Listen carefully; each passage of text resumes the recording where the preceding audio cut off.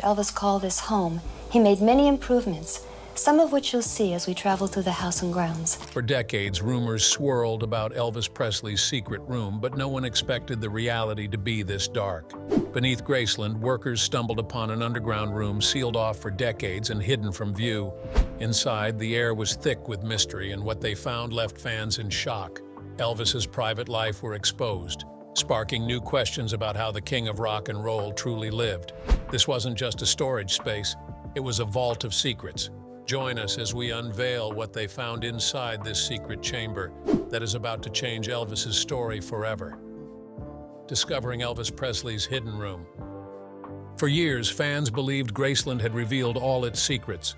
Every corner of Elvis Presley's home had been photographed, studied, and displayed to millions of visitors. Yet aside from the tours and shining displays, there was something waiting to be found. The discovery of a sealed underground room began as an accident, but what followed opened the door to one of the most unsettling mysteries tied to the king of rock and roll. It started with routine work on the property. A crew had been sent to inspect a basement, an area that hadn't been touched in years. At first glance, the foundation appeared ordinary, aged but stable. But one worker noticed something strange, a faint outline that didn't belong there, a shape that seemed carved into the structure. Curious, he tapped against it. Instead of the solid thud of concrete, the sound echoed hollow. That was the first clue. Behind the wall was space. Something was there, something deliberately hidden. The crew cleared away old shelving, dust, and broken boards until the shape of a doorway came into view. It wasn't like the other doors in Graceland. Its frame was rough, uneven, almost as if it had been added after the rest of the basement had already been built. The closer they looked, the clearer it became. This door wasn't part of the mansion's design. It was meant to be a secret. Breaking it open was no simple task. The wood had swollen with age, the locks corroded, the hinges sealed tight. Every strike against it rattled through the basement. Dust filled the air, making it difficult to see, and each sound only built the tension of what might be waiting beyond. As boards broke and locks cracked, a strange draft pushed through the gaps, air that hadn't moved in decades. It was colder than the basement around it, carrying a stale, heavy scent that clung to their throats. Finally, with one last effort, the workers forced the door open. Behind it stretched a staircase that seemed to plunge deep into the ground. Flashlights lit the first steps, but the beam barely reached beyond the shadows. The air grew thicker the further down they looked. For the first time, the crew realized this wasn't just another storage area. This was something else entirely. The staircase was steep and uneven. Each step groaned under their weight, echoing into the darkness below.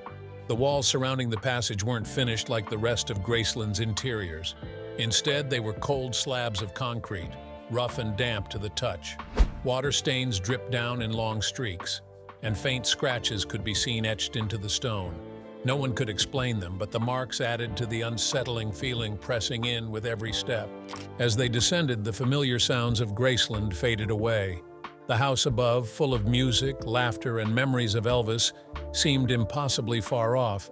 Down here, the only noises were footsteps and the creak of wood. The deeper they went, the more the air felt heavy, as if the underground space was swallowing them whole. At the bottom of the stairs, they reached another door. Unlike the first, this one was made of solid metal streaked with rust, its surface scarred with age. A thick chain hung across it, brittle but still intact. Whoever had locked this door had wanted to make sure no one entered. Breaking the chain was easier than breaking the first door, but it didn't feel like progress. It felt like trespassing. When the chain finally dropped to the floor, the door gave a sharp screech as it opened, the noise bouncing against the walls like a warning. Beyond it stretched darkness, wider and deeper than anyone expected. Flashlights cut across the space, but the beams revealed only fragments. Bare walls, scattered shadows, and a chamber that seemed to reach farther than the light could. Crossing that threshold felt different. This wasn't just a discovery of a hidden passage. It was stepping into a secret world that Elvis himself had once known. The effort to hide the entrance, the concealed doorway, the heavy locks, the steep descent, and the chained metal barrier made it clear this was not an accident of construction. This was intentional. Someone wanted this underground room sealed off, erased from memory, locked away from the world above. What made the entrance so troubling wasn't only the darkness it revealed, but the question of why it had been hidden so carefully. This wasn't the work of someone trying to store away boxes or cover up renovations. It was something deeper, something personal. And stepping through that door meant uncovering a chapter of Elvis Presley's life that had been buried for decades. Inside Elvis Presley's secret underground room. Stepping into the underground chamber, the first thing that struck them was the stillness of the air.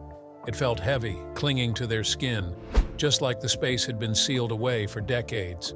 The flashlights cut through layers of dust, and for the first time, the true scale of the hidden room was revealed.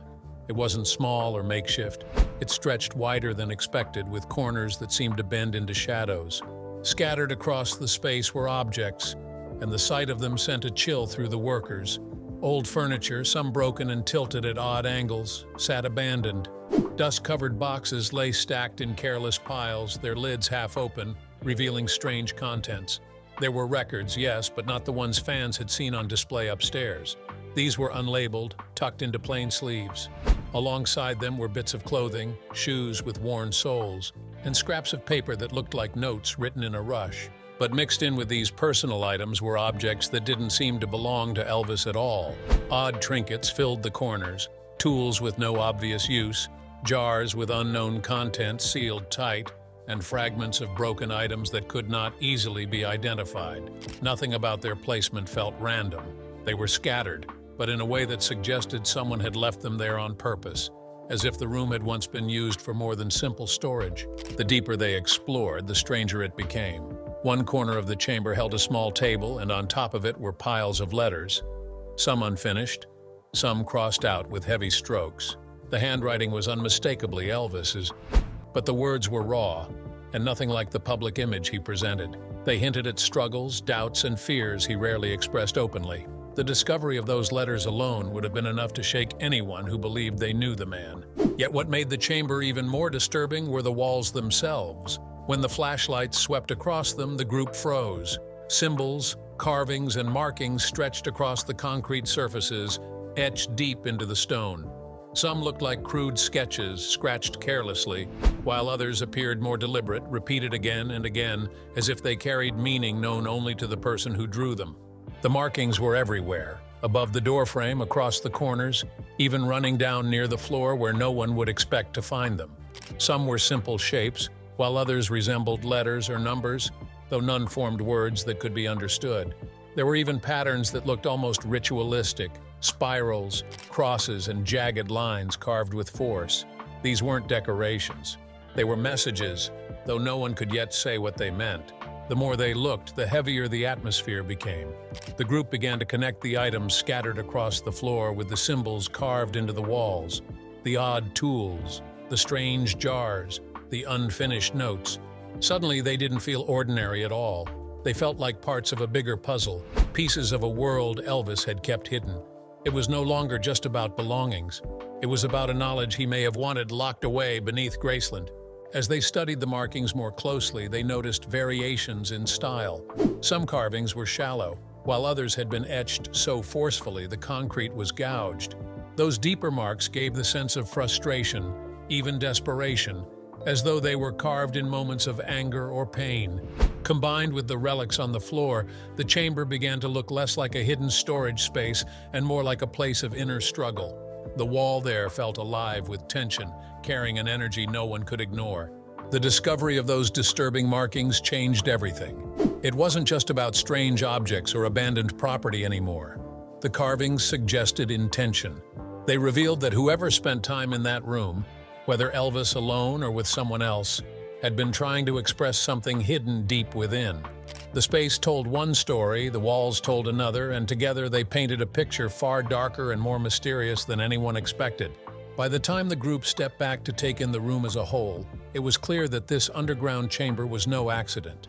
It was deliberate, it was used at some point in time, and it carried signs of deep personal conflict. The strange items and haunting symbols created a portrait of secrecy, a world Elvis had created underneath his home. Graceland, once seen as the shining monument to Elvis's fame, now revealed a scary chapter, a side of the king the world had never known. Theories about the room's purpose. When the underground room beneath Graceland was revealed, it was not the dust or the old stone walls that drew the most attention. It was the fragments left behind, fragments that painted a picture far different from the glamorous image Elvis Presley showed the world. The chamber was heavy with unspoken truths.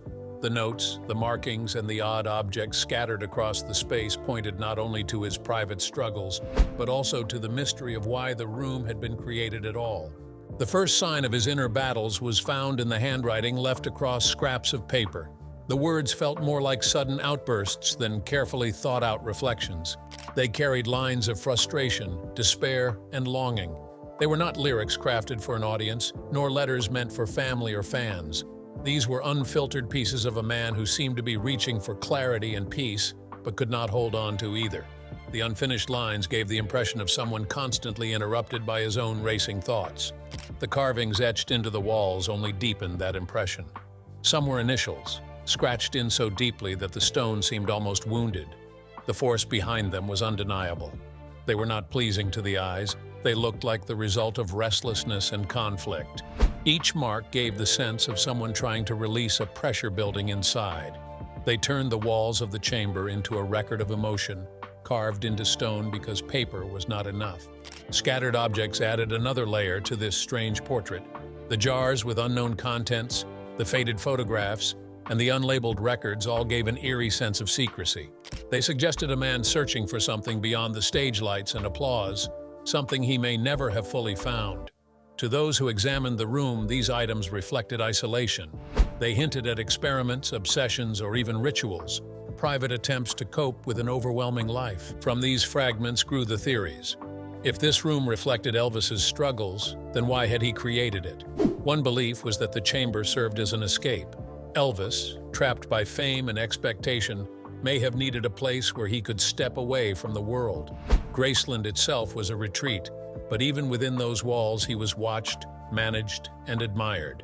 The underground chamber may have been the only place where he could let go, break down, or simply be without eyes upon him. Another theory imagined the chamber as a vault, not for wealth, but for secrets. Elvis was a man who lived in public, yet his private thoughts were rarely known. The notes he left behind supported the idea that this was where he stored the parts of himself that did not belong anywhere else. The unlabeled records might have been experiments, songs too personal or unusual for release. The photographs, faded and hidden, could have been memories he did not want displayed. If this was true, the chamber was less about creativity and more about concealment. Meanwhile, a third theory saw the room as a workshop of sorts. Elvis was known for his curiosity and his drive to push boundaries. Some suggested that he used the chamber to explore, to create freely, away from critics and managers. The strange jars might have been part of that experimentation, whether tied to health remedies, music, or something entirely different. The carvings on the walls could then be interpreted as brainstorming. But the absence of instruments or proper equipment left this theory uncertain. The most troubling theory, however, came from those who saw the chamber as a mirror of his darker struggles. The forceful carvings, the scattered notes, the jars with their unknown contents, together they suggested more than a creative outlet. They suggested desperation. To some, the chamber felt like a physical embodiment of Elvis's inner battles, a place where he wrestled with demons that fame had only made stronger. The heaviness of the room seemed to absorb that struggle, leaving behind an echo of pain and confusion. In the end, the chamber's purpose may have shifted over time. Perhaps it was a retreat at first, then a vault, later a workshop, and finally a place to release anger and fear. The lack of explanation left room for all these ideas, and that is what made it so haunting. The objects did not tell one story. They told many, and each added another layer to the man the world thought it knew. They could then be seen as tools of survival, ways of holding on when the pressure above ground grew unbearable. What is certain is that the underground room carried evidence of Elvis's private struggles in a way the stage never could. It revealed the parts of him hidden beneath the glitter and applause, and whether or not the purpose of it is known, the chamber now stands as the most mysterious piece of Graceland, a place where Elvis Presley left behind his most human secrets. The discovery of the hidden doorway and the entrance to the underground chamber changed how people viewed the king of rock and roll forever. But there's still something else. Observations connected to the secret room. In late November of 1976, only days after meeting Elvis Presley, Ginger Alden sat in a San Francisco hotel room when something unusual caught her attention. An aide entered and handed Elvis a small yellow packet. Without a pause, he swallowed everything inside and told Ginger it would help him rest. The following morning, another packet arrived. This time he explained it was a mix of vitamins, pain medicine, aspirin, and sinus pills. At first, it all looked normal. The packets were brought in with the same manner as the jug of water that always sat by his bedside. But Ginger felt bothered. She could not explain why. As the weeks passed, she began noticing how the contents of those packets were affecting him. One evening, she stood by as an aide carefully guided Elvis to the bathroom and then back to bed. Watching him, she wondered what was really inside those yellow envelopes. The effect seemed far too strong to be ordinary. Years later, when the underground room at Graceland was uncovered, shelves filled with similar packets and bottles showed just how deep this habit ran into his private world. During a show where Elvis forgot lines to songs he had sung for years, she felt something was off. To her, it seemed like more than simple forgetfulness. She began to suspect the pills, or perhaps even stronger medicine, were interfering with his memory. The worst part was how he depended on them everywhere, whether at home, on tour, or before a concert. At first, Ginger trusted that his doctor, George Nicopolis, had it all under control. She did not step in, believing Elvis's health was being watched carefully, but the signs kept adding up. His moods would change suddenly. At times he laughed and joked, and the next moment he pulled away or grew angry. Ginger started to believe that the constant use of medication played a role in these changes. Eventually, she spoke up. When Elvis reached for more, she told him he didn't need it. He shook his head and told her she wouldn't understand. He tried to convince her that he truly needed it and could not stop. She let the matter go, though the thought stayed with her. Maybe the medication had lost its effect after so much use, forcing him to take more. All she could do was hope his medical team knew how to keep things steady. By the spring of the next year, her worries grew stronger. Elvis had another tour approaching, and as usual, he was restless before it began. Unable to sleep, he asked for more medication. Then a pattern began to form clearly in her mind. It was no longer only about short-term effects. She started to fear what this would do to him in the long run. His moods, his reactions, his very energy seemed shaped by what he took. She tried to bring it up carefully, but she felt powerless to change the cycle, until the danger revealed itself more directly. One day, she received a call that sent her rushing to Graceland. When she stepped into his room, Elvis lay on the bed with his eyes closed, an IV attached to his arm.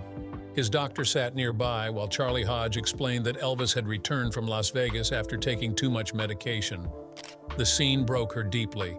Standing there, she realized she could not stop the pattern, nor could she convince those around him to. On the morning of August 16, 1977, she witnessed the final chapter of this struggle. Elvis had slept poorly and asked for his first packet at 6:45. Ricky Stanley brought it to him. Still restless, an hour later, he asked again. Ricky brought a second. Ginger woke briefly as Elvis walked toward the bathroom holding a book, saying he wanted to read. She turned over, not knowing it was the last time she would see him alive. Months later, in February of 1978, Ginger appeared before a grand jury. They were investigating how Dr. Nicopolis had handled Elvis's care. At the courthouse, she met Nancy Brooks, the maid from Graceland, who told her something she had never heard before. Aunt Delta had given Elvis a third packet that morning. Ginger had been asleep at the time and never saw it. The new detail weighed heavily on her.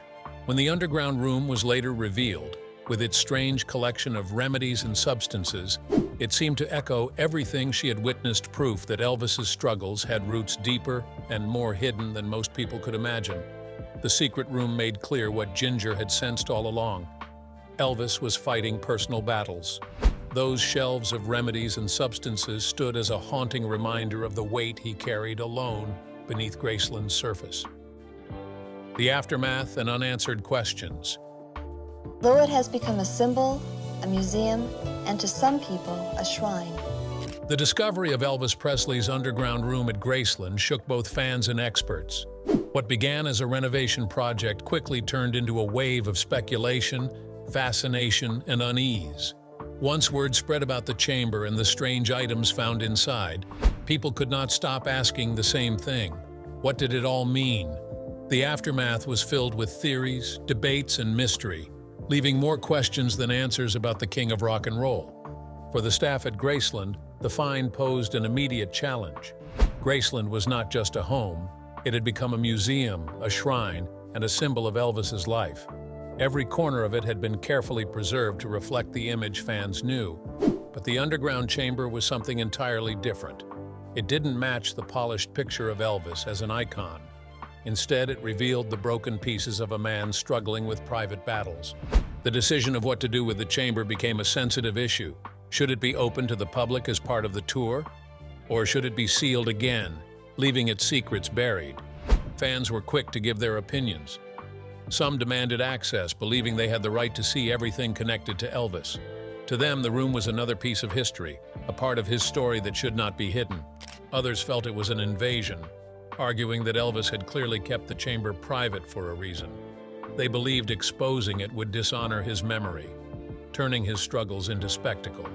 The media played its part in fueling the storm. Headlines described the room as scary, haunting, and even terrifying.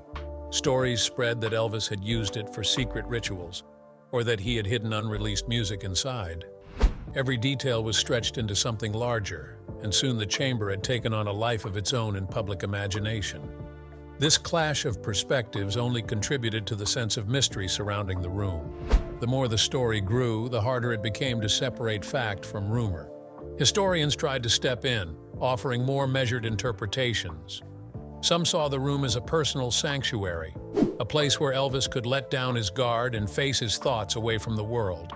Others suggested it might have been practical, perhaps a storage space that took on more emotional meaning over time. But even they admitted the objects inside were strange and difficult to explain. The carvings on the walls, the scattered notes, the jars of unknown contents, these were not things that fit neatly into a historian's narrative. The unanswered questions only multiplied.